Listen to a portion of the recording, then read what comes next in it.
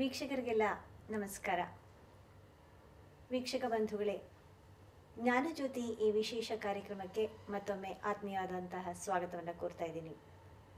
ಕಳೆದ ಸಂಚಿಕೆಯಲ್ಲಿ ಜ್ಞಾನಮುರಳಿ ಅನ್ನುವಂತಹ ವಿಶೇಷ ಸಂಚಿಕೆಯೊಂದಿಗೆ ನಾವು ಆರಂಭ ಮಾಡಿದ್ವಿ. ಅದೇ ಜ್ಞಾನಮುರಳಿಯ ಸುಧೆ ಈ ಒಂದು ಸಂಚಿಕೆಯಲ್ಲೂ ಕೂಡ ಮುಂದುವರಿತಾ ಇದೆ. ಈ ಜ್ಞಾನ ಸುಧೆಯನ್ನ, ಜ್ಞಾನಮುರಳಿಯ ನಾದವನ್ನ ಮತ್ತೆ ನಮಗೆ ಅನುರಣಿಸೋದಕ್ಕೆ ಬಂದಿದ್ದಾರೆ ನಮ್ಮ ನಿಮ್ಮೆಲ್ಲರ ನೆಚ್ಚಿನ ಪ್ರಜಾಪಿತ ಬ್ರಹ್ಮಕುಮಾರಿ ಈಶ್ವರೀಯ ವಿಶ್ವವಿದ್ಯಾಲಯದ ರೂಪಾ ದೀದಿಯವರು. ಅವರನ್ನ ನಿಮ್ಮೆಲ್ಲರ ಪರವಾಗಿ ನಾನು ಈ ಕಾರ್ಯಕ್ರಮಕ್ಕೆ ಆತ್ಮೀಯವಾದಂತಹ ಸ್ವಾಗತವನ್ನು ಕೋರ್ತಾ ಇದ್ದೀನಿ. ದೀದಿಯವರೇ ನಮಸ್ಕಾರ ಹಾಗೂ ಕಾರ್ಯಕ್ರಮಕ್ಕೆ ಆತ್ಮೀಯ ಸ್ವಾಗತ.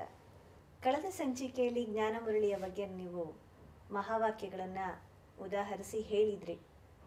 ಅದರಲ್ಲಿ ಬರುವಂತಹ ಮಹಾವಾಕ್ಯದಲ್ಲಿ ಆ ಮುರಳಿಯ ಒಂದು ವಾಕ್ಯ ಹೇಳುತ್ತೆ, ನೀನು ಮೊದಲು ಆತ್ಮ ಅಂತ ತಿಳ್ಕೊ, ಆ ನಂತರ ಪರಮಾತ್ಮನನ್ನ ಅಲ್ಲಿಂದ ನೀನು ಅರ್ಥ ಮಾಡ್ಕೊಳ್ಳೋದಕ್ಕೆ ಸಾಧ್ಯ ಅಂತ. ಇದರ ಬಗ್ಗೆ ಒಂದಷ್ಟು ಸ್ವಲ್ಪ ವಿಶದವಾಗಿ ನಮಗೆ ಹೇಳಿ. ನಾವೆಲ್ಲರೂ ಸಹ ಪರಮಾತ್ಮನ ಪ್ರೇಮಿಗಳೇ ನಿಜ. ಒಂದಲ್ಲ ಒಂದು ರೂಪದಲ್ಲಿ ಆ ಪರಮಶಕ್ತಿಯನ್ನು, ಪರಮಾತ್ಮನ ಒಂದು ಅದ್ಭುತ ಮಿಲನವನ್ನು, ಅನುಭೂತಿಯನ್ನು ಪಡೀಲಿಕ್ಕೆ ಹಂಬಲಿಸ್ತಾ ಇರ್ತೇವೆ.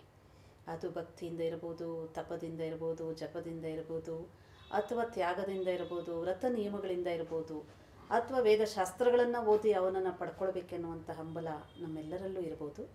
ಯಾವುದೇ ರೂಪದಲ್ಲಾಗಲಿ ಅವನನ್ನು ಕಾಣಬೇಕು, ಅವನು ಹೇಗೆ ಏನು ಎನ್ನುವಂತಹ ಒಂದು ಆ ಒಳಗಿನ ಒಂದು ಹಂಬಲ ಅನ್ಬೋದು, ಅಥವಾ ಜಿಜ್ಞಾಸೆ ನಮ್ಮೆಲ್ಲರಲ್ಲೂ ಇದೆ. ಒಂದು ವೇಳೆ ಯಾರಾದ್ರೂ ಭಗವಂತ ನನಗೆ ಕಾಣುತ್ತಾ ಇಲ್ಲ, ಅದಕ್ಕಾಗಿ ನಾನು ಅವನನ್ನು ಇದ್ದಾನೆ ಎನ್ನುವಂಥದ್ದು ಒಪ್ಪುವುದಿಲ್ಲ ಅನ್ನುವಂಥ ಒಂದು ನಾಸ್ತಿಕನಿದ್ದರೂ ಅವನಲ್ಲೂ ಅದೇ ಒಂದು ಜಿಜ್ಞಾಸೆನೇ, ಅವನು ಕಂಡ್ರೆ ನಾನು ಒಪ್ತೇನೆ ಅಂತ ಅಷ್ಟೇ.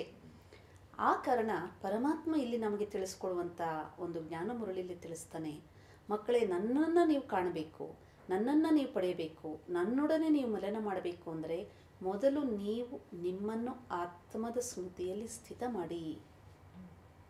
ಯಾಕೆ? ನಿಮ್ಮನ್ನು ನೀವು ಆತ್ಮದ ಸ್ಮೃತಿಯಲ್ಲಿ ಸ್ಥಿತ ಮಾಡಿದೆ ಮಾತ್ರ ನೀವು ನನ್ನವರೆಗೆ ಬರಲಿಕ್ಕೆ ಸಾಧ್ಯ. ಅದಕ್ಕಾಗಿ ಆತ್ಮ ಅಭಿಮಾನಿಯೇ ಪರಮಾತ್ಮನ ಒಂದು ದರ್ಶನ, ಪರಮಾತ್ಮನ ಒಂದು ಮಿಲನ ಅಥವಾ ಪರಮಾತ್ಮನ ಒಂದು ಅಭಿಮಾನಿಯಾಗಲಿಕ್ಕೆ ಸಾಧ್ಯ.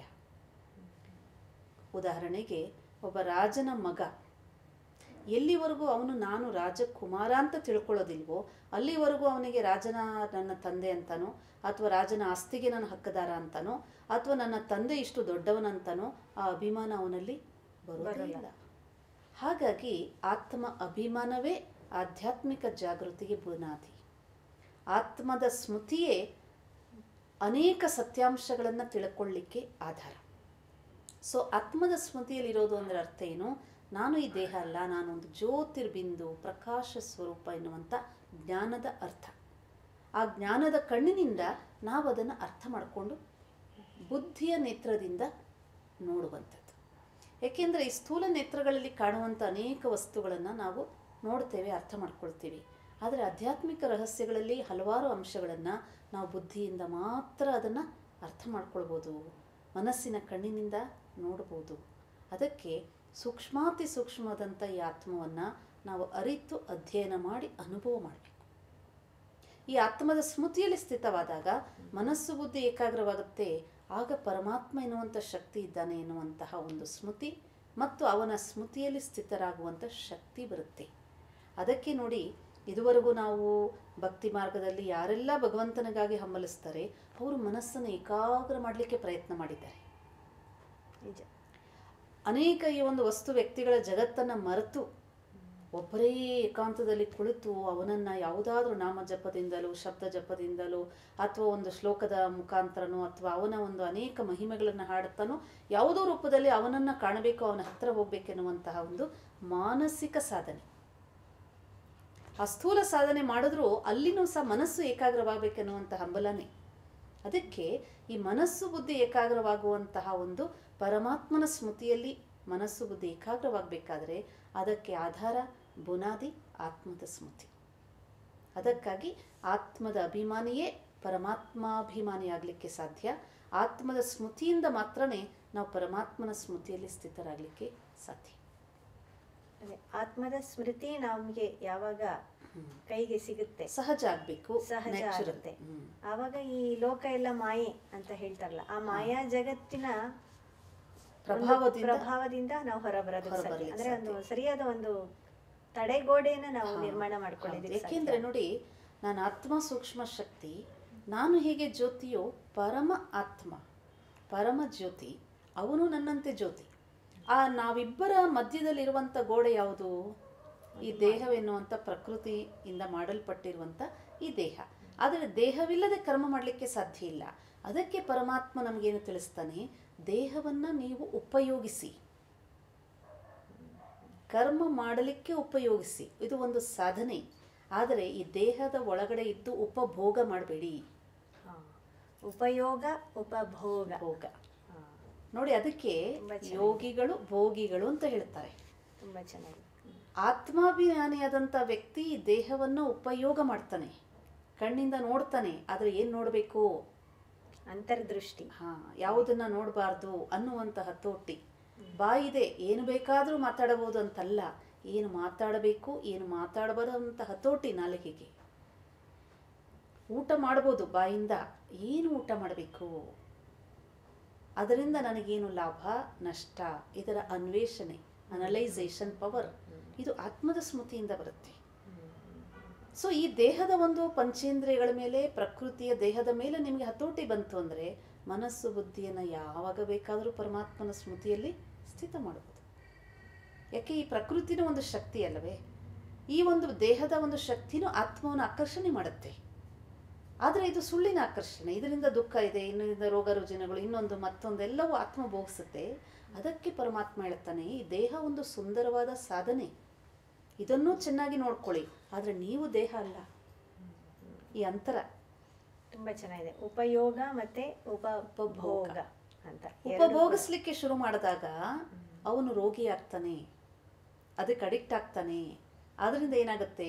ಯಾವುದನ್ನ ಉಪಭೋಗ ಮಾಡ್ತೀವಿ, ಯಾವುದ್ರ ಮುಖಾಂತರ ಉಪಭೋಗ ಮಾಡ್ತೀವಿ, ಅದರಿಂದ ನನಗೆ ರಿಸಲ್ಟ್ ಏನು ಬರುತ್ತೆ? ದುಃಖ, ಶಾಂತಿ, ರೋಗ ರುಜಿನಗಳು. ಆತ್ಮದ ಸ್ಮೃತಿಯಲ್ಲಿ ಈ ದೇಹವನ್ನು ನಿಯಂತ್ರಣ ಮಾಡಿದಾಗ ಇದನ್ನು ಯಥಾರ್ಥವಾಗಿ ಉಪಯೋಗ ಮಾಡಿಕೊಳ್ಬೋದು. ಆ ಕಾರಣ ಪರಮಾತ್ಮನ ಮಿಲನಕ್ಕೂ ಈ ದೇಹ ಒಂದು ಮಾಧ್ಯಮವಾಗುತ್ತೆ. ನಾನು ಸಾಧನೆ ಮಾಡಬೇಕಾದ್ರೆ ಈ ದೇಹ ಬೇಕು, ಕರ್ಮ ಮಾಡಬೇಕಾದ್ರೆ ದೇಹ ಬೇಕು, ಮನಸ್ಸು ಬುದ್ಧಿಯನ್ನು ಏಕಾಗ್ರ ಮಾಡಿ ಚಿಂತನೆ ಮಾಡಲಿಕ್ಕೆ ದೇಹ ಬೇಕು. ಆದರೆ ದೇಹವನ್ನು ನಿಯಂತ್ರಣ ಮಾಡಲಿಕ್ಕೆ ಆತ್ಮದ ಸ್ಮೃತಿ ಬೇಕು. ಆ ಕಾರಣ ಪರಮಾತ್ಮ ಪ್ರತಿನಿತ್ಯ ನಮಗೆ ಈ ಆತ್ಮದ ಅಭಿಮಾನಿ ಹೇಗಾಗಬೇಕು, ಆತ್ಮದ ಸ್ಮೃತಿಯಲ್ಲಿದ್ದು ಕರ್ಮ ಹೇಗೆ ಮಾಡಬೇಕು, ಆ ರೀತಿಯ ಆತ್ಮದ ಸ್ಮೃತಿಯಲ್ಲಿ ಚಿಂತನೆ ಮಾಡಿದಾಗ ನನ್ನ ಆತ್ಮಕ್ಕೆ ಹೇಗೆ ಸುಖ ಸಿಗುತ್ತೆ ಅನ್ನುವಂತಹ ಒಂದು ಅನೇಕ ಯುಕ್ತಿಗಳಿಂದ ನಮಗೆ ಇಲ್ಲಿ ಹೇಳ್ಕೊಡ್ತಾರೆ.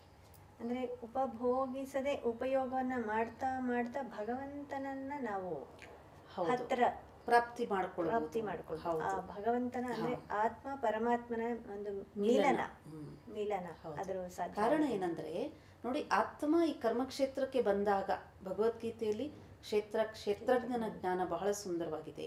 ಅದರಲ್ಲಿ ಆತ್ಮದ ಒಂದು ಸ್ಪಷ್ಟೀಕರಣ ಇದೆ.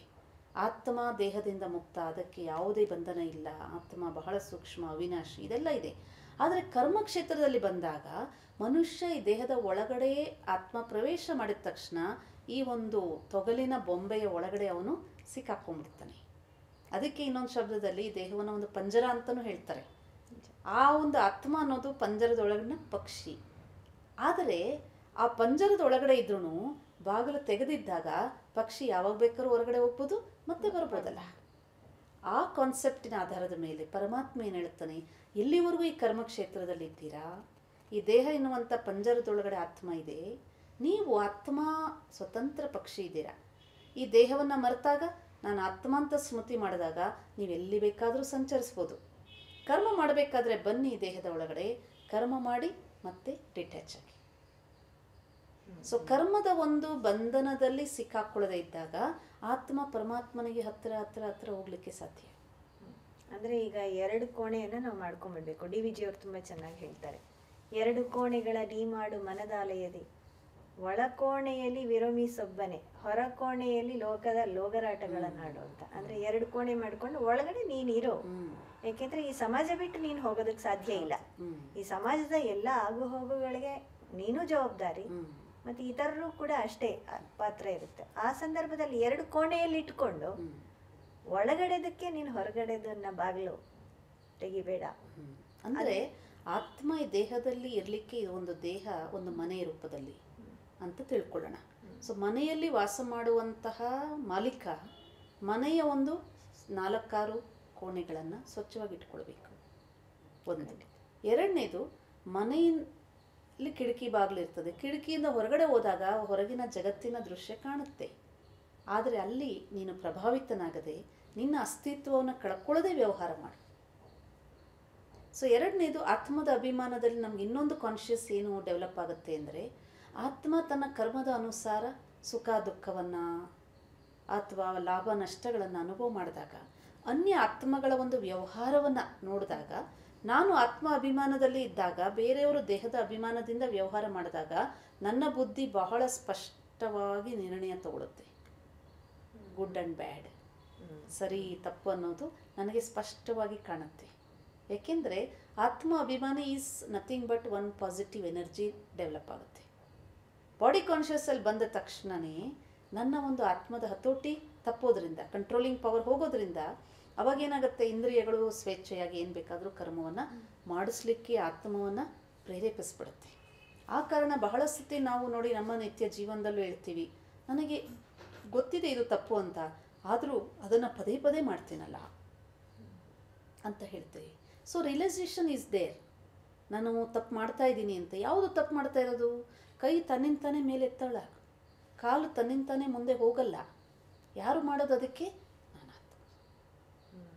ಆದರೆ ಆತ್ಮ ಈ ದೇಹದ ಒಳಗಡೆ ಇದ್ದು ಈ ಕೈಯನ್ನು ಹೊಡಿಲಿಕ್ಕಾದರೂ ಎತ್ಬೋದು, ದಾನ ಮಾಡಲಿಕ್ಕಾದ್ರೂ ಎತ್ಬೋದು, ಈ ಕಾಲಿಂದ ನಾನು ಮಂದಿರಕ್ಕಾದರೂ ಹೋಗ್ಬೋದು, ಅಥವಾ ಬೇರೆ ಅನ್ಯ ಕೆಟ್ಟ ಸಂಘ ಇರುವಂಥ ಜಾಗಕ್ಕಾದರೂ ಹೋಗ್ಬೋದು.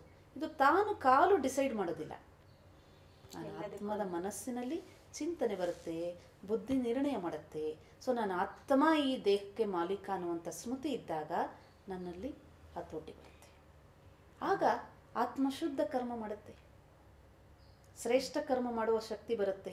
ಸೊ ನಾವು ಶ್ರೇಷ್ಠ ಕರ್ಮ ಮಾಡ್ತಾ ಮಾಡ್ತಾ ಮಾಡ್ತಾ ಮಾಡ್ತಾ ಹೋಗ್ತಾ ಇದ್ದಂಗೆ ನನ್ನಲ್ಲಿ ಏನಾದರೂ ಒಂದು ತಪ್ಪು ಕರ್ಮಗಳ ಹೊರೆ ಇದ್ದರೆ ಅದು ಅಳಿಸೋಗುತ್ತೆ. ಆ ಶುದ್ಧ ಕರ್ಮದ ಶಕ್ತಿಯಿಂದ ಶುದ್ಧ ಚಿಂತನೆ ಮಾಡೋಕ್ಕೆ ಶಕ್ತಿ ಸಿಗುತ್ತೆ. ಆಗ ಪರಮಾತ್ಮನ ಚಿಂತನೆ ಮಾಡಿ ಅವನ ಹತ್ತಿರ ಹೋಗುವಂಥ ಒಂದು ಸಹಜತೆ ನನಗೆ ಅನುಭವ ಆಗುತ್ತೆ.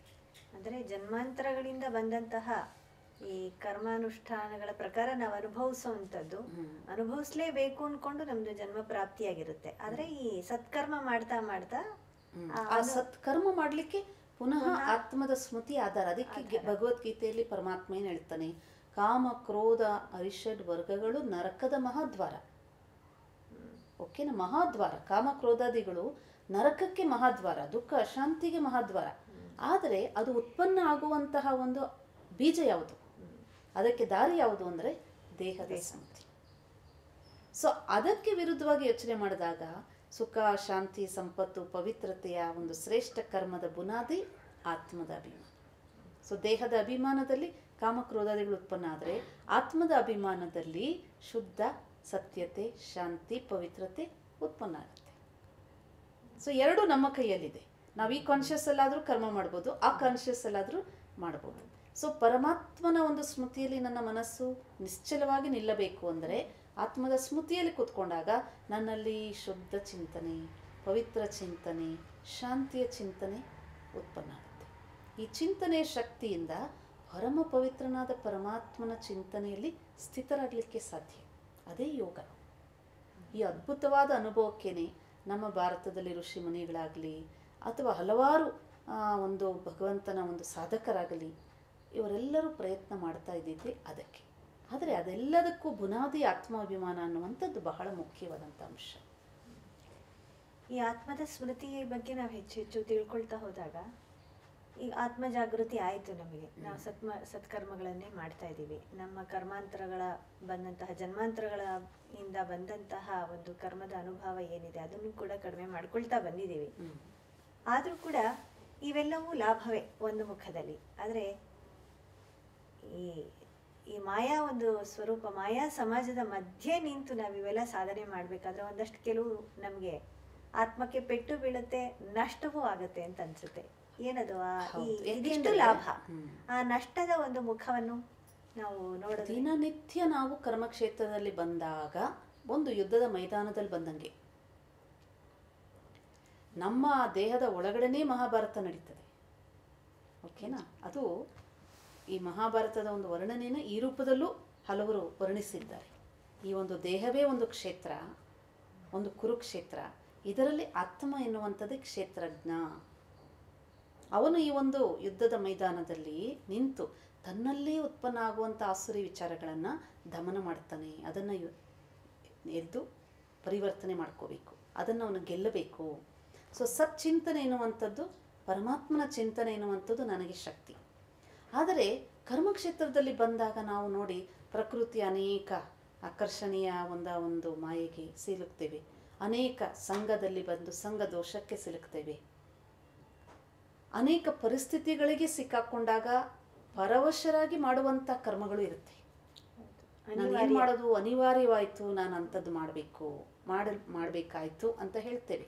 ಈ ಎಲ್ಲದಕ್ಕೂ ಪರಮಾತ್ಮ ಹೇಳುವಂತಹ ಒಂದು ಉಪಾಯ ಏನಪ್ಪ ಅಂದರೆ, ನಾವು ಈ ಈಶ್ವರೀಯ ವಿಶ್ವವಿದ್ಯಾಲಯದಲ್ಲಿ ದಿನನಿತ್ಯದ ಕರ್ಮಕ್ಷೇತ್ರದ ಒಂದು ಕರ್ಮ ಆರಂಭ ಮಾಡಲಿಕ್ಕೆ ಮೊದಲು ಪ್ರಾಂತ ಕಾಲದಲ್ಲಿ ಬ್ರಾಹ್ಮಿ ಮುಹೂರ್ತ ಅಂತ ಹೇಳ್ತೀವಿ.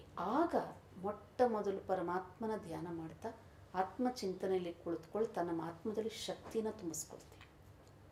ಯಾಕೆ ಇಡೀ ದಿನ ಯುದ್ಧ ಮಾಡಬೇಕಲ್ಲ, ಗುಡ್ ಆ್ಯಂಡ್ ಬ್ಯಾಡ್ ಅಲ್ವಾ?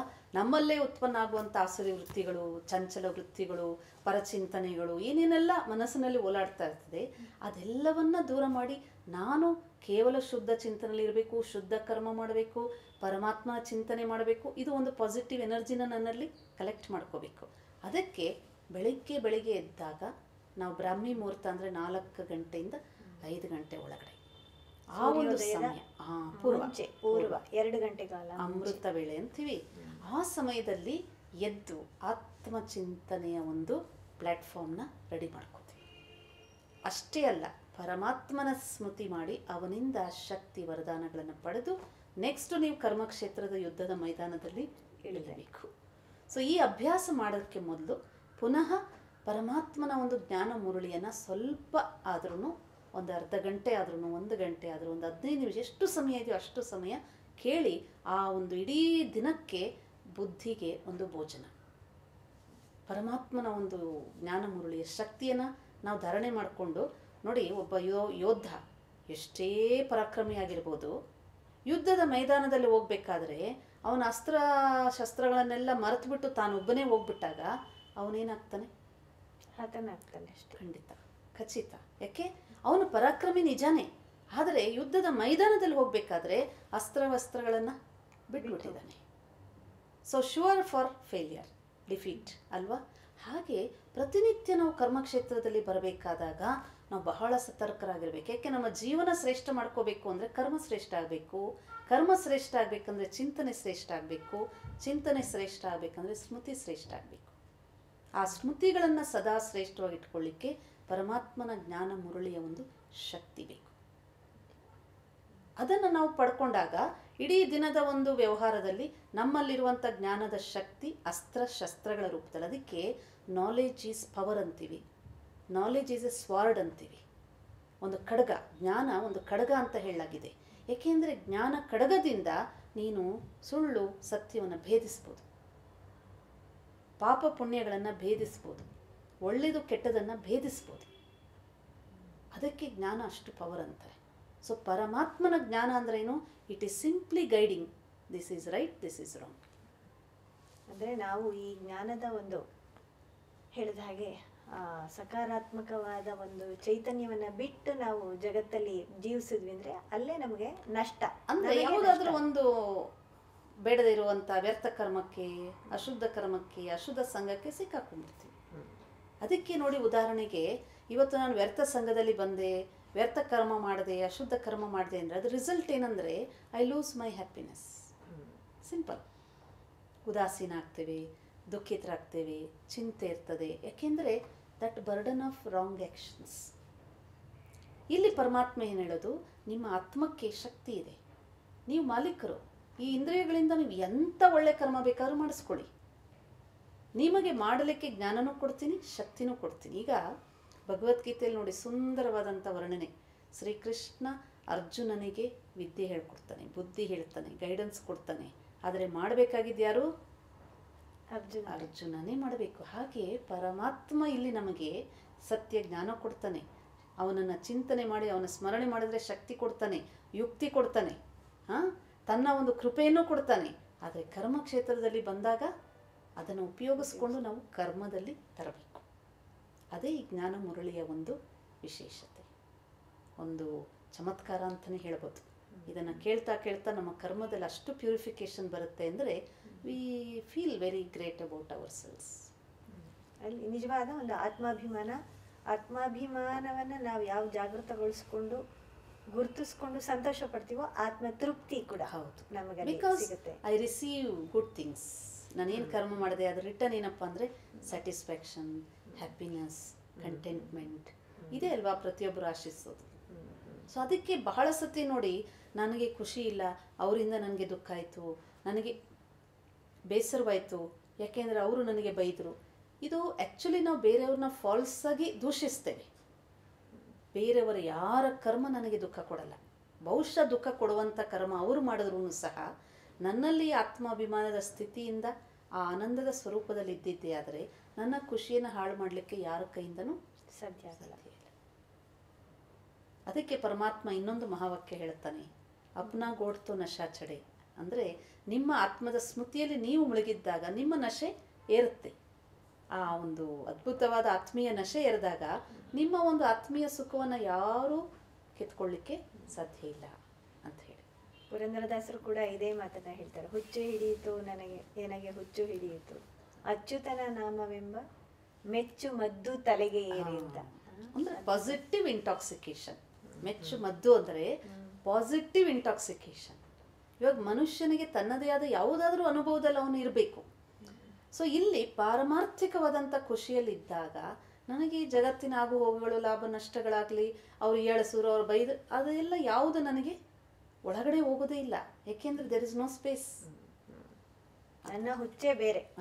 ಅಂದರೆ ಪಾಸಿಟಿವ್ ಇಂಟಾಕ್ಸಿಕೇಶನ್, ಒಂದು ಸಕಾರಾತ್ಮಕ ಒಂದು ನಶೆ ಅಂತೀವಿ, ಇಲ್ಲಿ ಈಶ್ವರಿಯ ನಶೆ ಅಂತೀವಿ, ಗಾಡ್ಲಿ ಇಂಟಾಕ್ಸಿಕೇಶನ್ ಅಂತೀವಿ.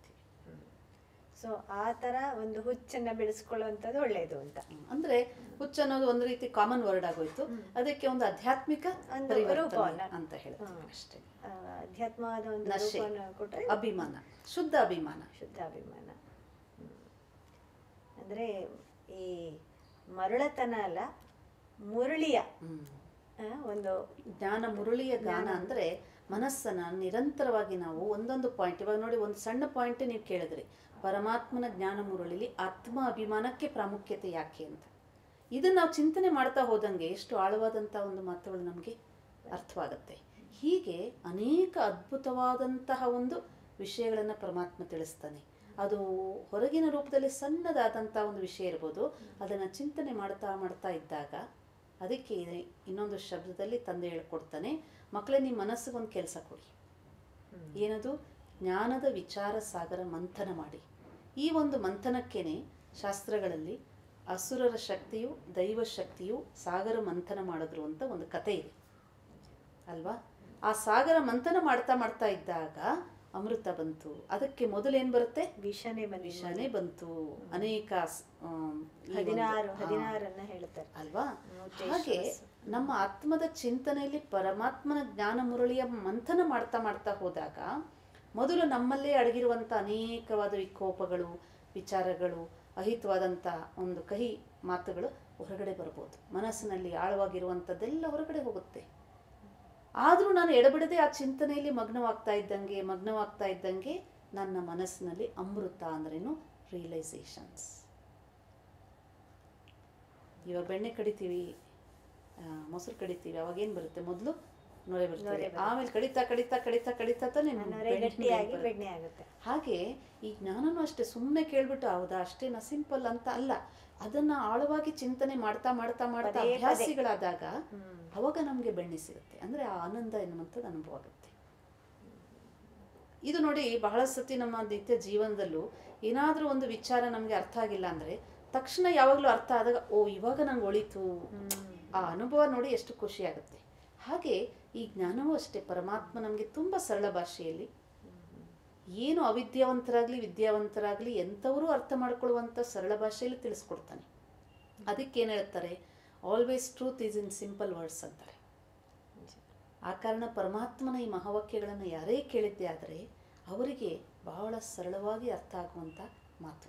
ಇದನ್ನು ದಿನನಿತ್ಯ ಸ್ವಲ್ಪ ಸ್ವಲ್ಪ ನಾವು ಕೇಳ್ತಾ ಹೋದಾಗ ನಮ್ಮಲ್ಲಿ ಆಂತರಿಕವಾದ ಸುಖ ಮತ್ತು ಜ್ಞಾನದ ಸಂಪತ್ತು ಹೆಚ್ಚಾಗುತ್ತೆ.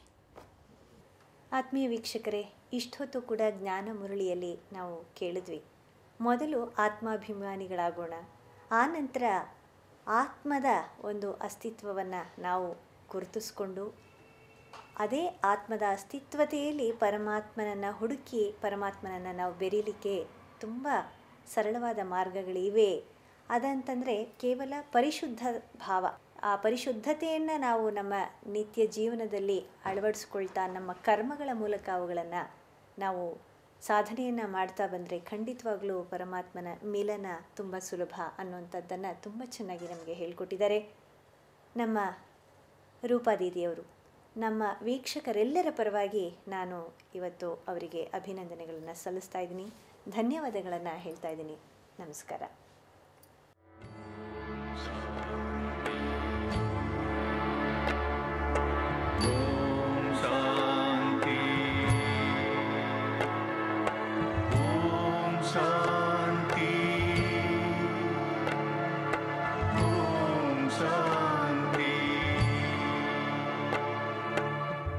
ಆದಿಯ ಮಂತ್ರವು ಅಂತ್ಯದ ಮಂತ್ರವು ಓಂ ಶಾಂತಿ ಓಂ ಶಾಂತಿ. ಆದಿಯ ಮಂತ್ರವು ಅಂತ್ಯದ ಮಂತ್ರವು ಓಂ ಶಾಂತಿ.